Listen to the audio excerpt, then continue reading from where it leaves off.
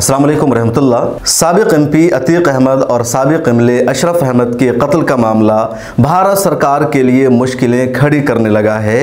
अरब मुल्कों में आलमी मीडिया में बहुत ज़्यादा तनकीद का सामना करना पड़ रहा है। आलमी सतह पर अब रुसवाई होने लगी है, क्रिटिसिज्म का सामना करना पड़ रहा है। ख़ास तौर पर अरब मुल्कों में अब बहुत ज़्यादा इसके ख़िलाफ़ आवाज़ उठने लगी है। अब तक सिर्फ जो अरब के जर्नलिस्ट है, वहाँ की मीडिया है, वहाँ के जो एक्टिविस्ट है, वो इसके ख़िलाफ़ आवाज़ उठा रहे थे और शदीद तनकीद कर रहे थे। लेकिन अब अरब मुल्कों की पार्लियामेंट में भी इस पर बहस होने लगी है। दूसरी तरफ इंटरनेशनल मीडिया में बहुत ज़्यादा इसको लेकर के खबरें चलाई जा रही है और सरकार पर शदीद तनकीद की जा रही है। और इन सब की वजह से भारत सरकार की जो रेटिंग है ह्यूमन राइट्स के वायलेशन के मामले में, माइनॉरिटीज़ के हुकूक़ के मामले में, क्राइम के मामले में, वो और ज़्यादा ख़राब हो जाएगी। और भारत की तरक्की का जो मामला है, भारत के विश्व गुरु बनने का जो मामला है, वो और पीछे छूट जाएगा। जब से मामला हुआ तब से इंटरनेशनल मीडिया ने इस पर पूरा फोकस किया। भारतीय मीडिया ने इस वाक़े को ये दिखाया कि अतीक अहमद एक माफिया था, एक गुंडा था, उसका कत्ल होना सही हुआ, खा जैसे भी हुआ हो। लेकिन इंटरनेशनल मीडिया ने भारत की गोदी मीडिया की जुबान इख्तियार नहीं की, बल्कि उन्होंने जर्नलिज्म के इथिक्स पर अमल किया और अतीक अहमद के हवाले से लिखा कि भारत के फॉर्मर एमपी का पुलिस की मौजूदगी में कत्ल कर दिया गया। ये हेडलाइन तमाम लोगों ने लिखी, खा वो BBC हो, अल जज़ीरा हो, न्यूयॉर्क टाइम्स हो, द गार्जियन हो, वाशिंगटन पोस्ट हो और इस तरह के जितने बड़े बड़े मीडिया हाउसेज है। और इन सब की वजह से भारतीय मीडिया में और ज़्यादा बेचैनी बढ़ गई है, ये बुखलाहट के शिकार है। आगे हम तफसील से बताएंगे कि किसने क्या लाइन इख्तियार की है और क्या असर पड़ेगा। इससे पहले हम बात कर लेते हैं बहरीन की पार्लियामेंट के बारे में कि वहाँ क्या बातचीत हुई है। बहरीन अरब ममालिक का एक अहम हिस्सा है और वहाँ का अपना असर रसूख है।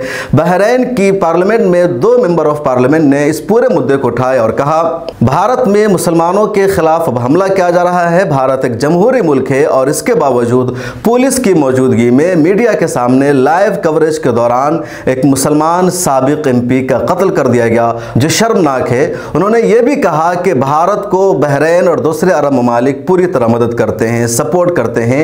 इन अरब मुल्कों की वजह से भारत की मैशत बेहतर होती है, लेकिन दूसरी तरफ हमारे ईमान वाले भाइयों को वहाँ बेदर्दी से मारा जा रहा है। ऐसा क्यों?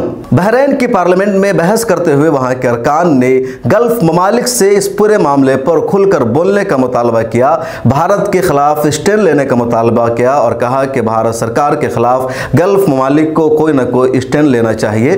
बहरीन की पार्लियामेंट में वहां के 2 रुकन ने गुफ्तगू में हिस्सा लिया, जिसमें से एक अहमद कतारा की वीडियो आप यहां अपने स्क्रीन पर भी सुन लीजिए। الأخ النائب أحمد عتيق وشقيقه كانوا في حماية الشرطة وكانوا مدارين من قبل الشرطة، ويأتي المتطرفين الهندوس ويوجه لهم السؤال ويقتلهم أمام الشرطة. هذا طبعا العمل ليس بس بيان نستنكر فيه أو يوقف لهذا الحد.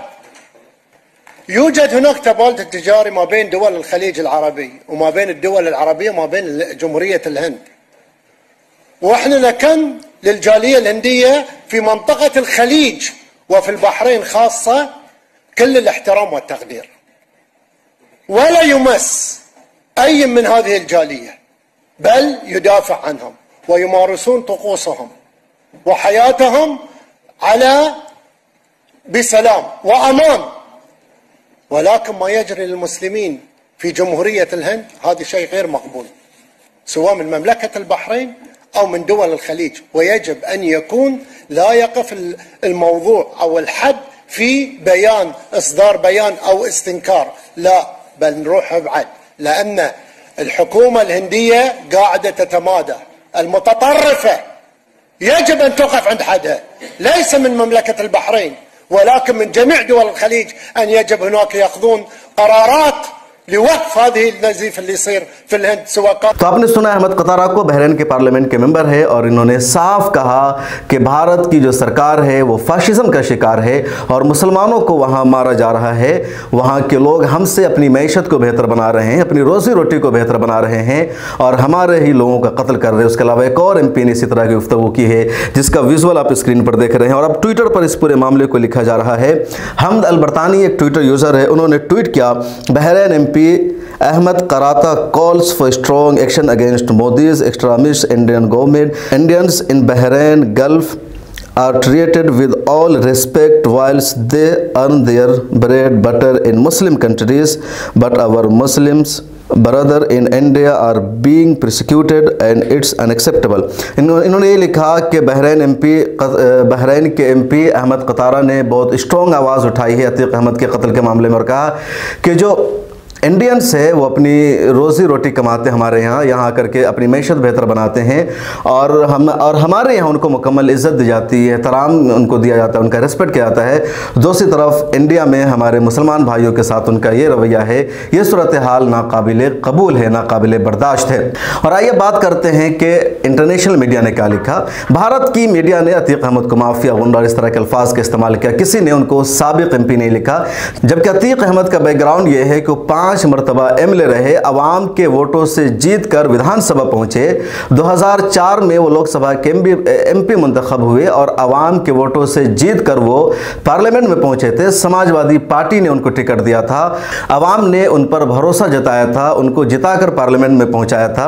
अतीक अहमद का खुद ये मामला है कि भले ही उन पर इल्ज़ाम लग रहा है माफियागिरी का, गुंडागर्दी का, लोगों की ज़मीन हड़पने का या किसी के मर्डर करने का, लेकिन उसने कभी भी खुद को कानून से बालातर नहीं समझा, कानून से ऊपर नहीं समझा।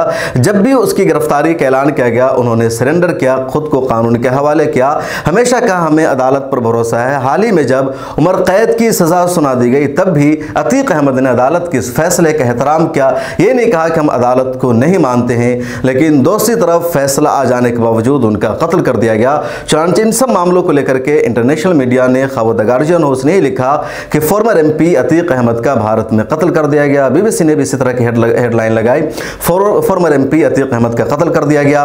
वाशिंगटन पोस्ट ने भी, न्यूयॉर्क टाइम्स ने भी, रॉयटर्स ने भी, सब ने लिखा और ख़ासतौर पर अल जज़ीरा ने तो खुल करके इस मामले की रिपोर्टिंग की और बार बार कहा कि एक साबिक एमपी अतीक अहमद का भारत में पुलिस की मौजूदगी में मीडिया के सामने लाइव कवरेज के दौरान कत्ल कर दिया गया। भारत में लॉ एंड ऑर्डर नहीं है, कानून के धज्जियां उड़ाई जा रही है और किसी के साथ कुछ भी हो सकता है। और इन सब मामलों की वजह से आलमी सतह पर, इंटरनेशनल स्टेज पर भारत सरकार की और बदनामी होने वाली है और रुसवाई होने वाली है। और इस तरह का जब मामला होता है तो नुकसान भारत का है, यहाँ की आवाम का है, भारत का जो आगे बढ़ने का मामला है, भारत की तरक्की का जो मामला है, विश्व गुरु बनने का जो सिलसिला है वो कहीं ना कहीं रुक सकता है, उसमें ये चीज़ें रुकावट बन सकती है।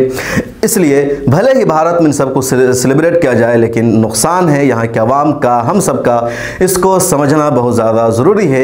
ये अलग बात है कि जो अंधभक्त है ये समझने को तैयार नहीं है। ख़ासतौर पर जब बहरीन की पार्लियामेंट में इस पर आवाज़ उठ गई है और बहरीन ने पूरे गल्फ से, अरब ममालिक से इसके खिलाफ आवाज़ उठाने की बात की है, तो अब बात यहाँ तक पहुँच सकती है कि OIC भी इस मामले को गौर करेगा, OIC में भी ये मामला जाएगा। अगर OIC की तरफ से स्टेटमेंट आ जाता है तो मामला और आगे बढ़ जाएगा। और अगर सऊदी अरब ने इस मामले पर नोटिस ले लिया तो भारत के लिए और परेशानी की बाइस ये बात होगी, क्योंकि सऊदी अरब या पूरे अरब ममालिक और भारत के दरमियान इन दोनों रिश्ते बेहतर हैं। भारत की मैशत को बेहतर बनाने के लिए नुकसान भारत का बहुत ज़्यादा हो सकता है। इस वीडियो में इतना ही। आप अपनी राय इस हवाले से कमेंट सेक्शन में ज़रूर लिखिए। मिल्लत टाइम्स को आपकी ज़रूरत है, हमारी आप माली मदद करें।